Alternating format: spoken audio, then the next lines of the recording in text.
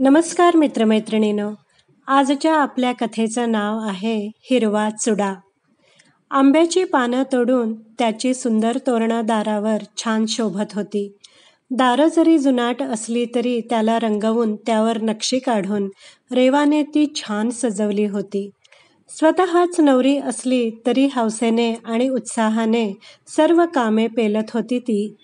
अगदी सडा, रांगोळी, दारातली प्राजक्ताची फुलं जमवून देवघरातल्या देवीसाठी सुंदर हार बनवून तिने ठेवला होता.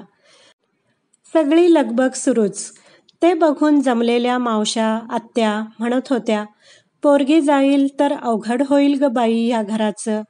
झालं, आज देवब्राह्मण, परवा सुनं होईल अंगण. आईची साधारण साडी नेसूनच रेवा देवब्राह्मणाच्या पूजेला बसली. आपल्या आईबाबांच्या परिस्थितीला ओळखून कधीही हट्ट न करणारी ही रेवा एका शाळेत नोकरी पण करत होती. मिळेल तो पगारही घरी देत होती. हाताशी आलेला पोरगा आजारानं गमावला होता. त्यात होतं नव्हतं सगळं गेलं होतं. ह्या 2 खोल्यांचं घर आणि हे अंगणातलं किराणा दुकान ह्यावरच सर्व काही सुरू होतं. दूरच्या नात्यात एका लग्नात रेवाला सासरच्यांनी बघितल्यापासून हा योग जुळून आला होता. दाराशीच लग्न करायचं ठरलं होतं, पण बैठकीत 3 तोळ्याच्या पोहेहारावरून मोडायला आलं होतं. पण कोणीतरी मध्यस्थी करून 2 तोळ्यांवर ते लग्न जमवलं होतं. तेव्हा मात्र रेवा म्हटली होती, मला पोहेहार नको, त्याऐवजी 2 सोन्याच्या बांगड्या करू. हिरव्या गार चुड्यासोबत पिवळ्या धमक सोन्याच्या बांगड्या तिने आपल्या सगळ्या मैत्रिणींच्या हातात पाहिल्या होत्या. तिला फार इच्छा होती तशा त्या घालण्याची. ही अशी बैठक ठरून 2 महिने झाले आणि आज लग्न येऊन ठेपलं होतं. बारीक सनई सुरू होती. जातं, माठ, दारातला मांडव सगळंच सजलं होतं. चला, नवरीने चुडा भरून या आधी, गुरुजींनी सांगितलं. सगळ्या बायकांच्या घोळक्यात ती येऊन बसली. आत्या म्हणाली, अगं, तुझ्या बापाने सोन्याच्या बांगड्या केल्या आहेत ना तुला, त्या मागे घाल, मग चुडा काढता येणार नाही तुला. तसं तिला धस्स झालं. ती म्हणाली, हो, आलेच घालून. ती स्वयंपाकघरात गेली. आई, माझ्या बांगड्या दे ना. आईने आवंढा गिळत तिच्याकडे बघितलं. त्या क्षणी तिला तिची आई अधिकच केविलवाणी वाटली. आईने डबी लपवत हळूच फक्त बांगड्या दिल्या. ती घाबरतच बसली चुडा भरायला. आजूबाजूचे हात तिच्या सोन्याच्या बांगड्या बघत होते. जास्तच पिवळं दिसते सोनं, कोणी म्हणे. 2 तोळ्याच्या नसतीलच ग, जास्त लागलं असेल सोनं. कोणत्या सोनाराकडे केल्या? ती अगदी कावरीबावरी झाली सगळ्या प्रश्नांनी. तेवढ्यात गुरुजींनी हाक मारली आणि ती सुटका झाल्यासारखी तिथून पळाली. नाजूक गोऱ्या हातावर चुडा अगदी सुंदर दिसत होता. स्वतःच काढलेली मेहंदी, त्या मेहंदीचा सुंदर असा सुगंध. पण ह्या पिवळ्या बांगड्या, ती अधिकच अस्वस्थ होत होती. कसं होईल लग्नानंतर माझं? आपल्याला कोणी बांगड्यांचं विचारलं तर? या विचाराने तिला मध्येच घाम फुटायचा. आई बाबा दोघंही अपराधी असल्यासारखे बघायचे एकमेकांना. आज ती खूपच सुंदर दिसत होती.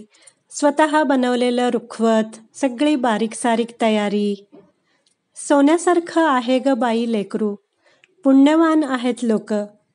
त्यांना काय म्हणा, काय करता खऱ्या सोन्याला. आजीचं असं वाक्य ऐकताच मायलेकींनी एकमेकांना बघितलं. फक्त आपल्या तिघात असलेलं गुपित आजीला कळलं की काय? असं जर तिकडं काही कळलं तर वरात परत जाईल. बापाला पण धस्स झालं. पण आजी पुढे म्हणाली, आजकाल अशी समजूतदार लेकरं नाही राहिली, म्हणून म्हणते सोनं काय करायचं. अशी सून मिळाली त्यांना. आजीचं वाक्य पूर्ण होताच सुटकेचा निश्वास सोडला तिघांनी.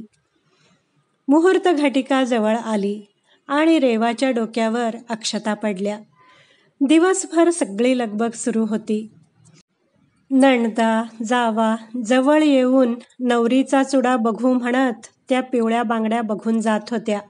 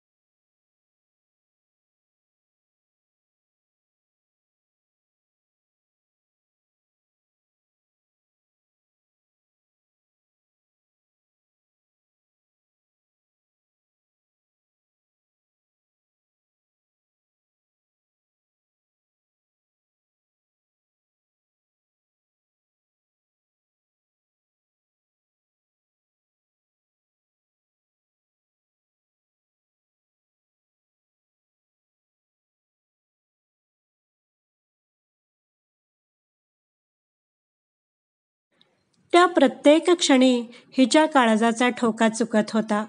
निघण्याची वेळ आली. आईबाबांच्या गळ्यात पडून मनसोक्त रडून झालं. देवघरातल्या देवीला नमस्कार करून निघताना देवीला ठेवलेला चुडा पाहून ती म्हणाली, आता या चुड्याची लाज तुलाच. सांभाळ आई जगदंबे. ती वळून बघत होती. आपलं गरीब माहेर, सुंदर प्राजक्ताखाली सजलेला मंडप, नक्षीदार लाकडी दरवाजात केविलवाणे अपराध्यासारखे उभे हतबल असलेले आपले आई वडील. ती परत माघारी पळत आली. दोघांना घट्ट धरलं. माझी चिंता करू नका, मी बघेन सगळं. निश्चिंत रहा. सगळे विधी झाले. रात्री त्याने तिला जवळ ओढलं. मला तुझे हे मेंदीने आणि हिरव्यागार चुड्याने भरलेले हात पाहू देत मनसोक्त. जादू आहे तुझ्या हातात. त्याने ते हात निरखले आणि ओठावर ठेवले. तशी ती शहारली आणि मनातून घाबरलीही. चुड्याचे हात बघताय की सोन्याच्या बांगड्यांचे हात बघताय? तो म्हणाला, चुड्याचेच ग. किती छान दिसतो आहे हिरवा रंग तुझ्या हातावर. आणि मुळात तुझं सगळं कष्टमय आयुष्य मला माहीत आहे. आईबाबांना सावरून धरणारे हे हात फार सुंदर आहेत. ते माझं आयुष्य सावरायला आलेत हे माझं भाग्यच ना. तिला जाणवलं, हे बांगड्यांचं दडपण आता नाही पेलू शकणार आपण. तिला एकदम रडूच आलं. त्याला कळेना की हिला काय झालं एकाएकी. तीच बोलायला लागली. तुम्ही रागावणार नसाल तर सांगते. आम्ही सोन्याच्या बांगड्या घेऊन घरी आलो. पण दुसऱ्या दिवशी बँकवाले हजर. दादाच्या आजारपणात काही कर्ज उचललं होतं आम्ही. घरावर जप्ती आणतो म्हणाले. मला बांगड्या मोडाव्या लागल्या. आईबाबांना माझं लग्न करणं मुश्किल होतं. पण ते पेललं कसं बसं. पण हे बांगड्यांचं ओझं नव्हतं पेलण्यासारखं. त्याने पिवळ्या बांगड्यांना हात लावला आणि विचारलं, मग ह्या बांगड्या? ती म्हणाली, खोट्या आहेत. आणि हे खोटं मला मनात त्रास देतंय खूप. खरं ते मी तुम्हाला सांगितलं.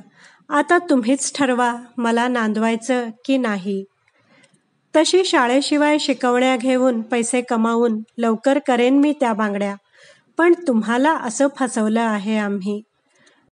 तो म्हणाला, मग तर पोलीसच बोलवायला हवे मला पकडायला. कारण एवढ्या हुशार हातानं मी सोन्याच्या बांगड्यांची लाच मागितली. हे तर हातच सोन्याचे आहेत. तिने एकदम चमकून त्याच्याकडे बघितलं. त्याने तिचे डोळे पुसले. अगं वेडाबाई, असं म्हणतात पहिल्या रात्री काहीतरी भेट द्यावी एकमेकांना. चल, उद्या जाऊन अशाच डिझाईनच्या बांगड्या करून घेऊ, अगदी गुपचूप. आणि तू मला काय गिफ्ट द्यायचं ते सांगू? ती म्हणाली, काय? असेच हिरव्यागार चुड्याने भरलेले हात नेहमीसाठी माझ्या गळ्यात जे किणकिण वाजत प्रेमाच्या गोष्टी बोलत जातील माझ्याशी. चालेल ना? ती लाजून गोरीमोरी झाली. आता सारख्या त्या हिरव्या बांगड्या तिला प्रेमाची आठवण तर देतात, पण त्या मागच्या सोन्याच्या बांगड्या मात्र सोन्यासारखं माणूस आपल्या आयुष्यात आलं ह्याची सतत तिला जाणीव देतात. आणि मग तिचे हात आणखीनच खुलून दिसतात. मित्रमैत्रिणींनो, या सुंदर कथेचं सर्व श्रेय लेखिकेलाच आहे. कथा आवडली असल्यास व्हिडिओला लाईक करा, शेअर करा, कमेंट करा. माझ्या चॅनलला सबस्क्राईब करायला विसरू नका. व्हिडिओ पाहिल्याबद्दल धन्यवाद.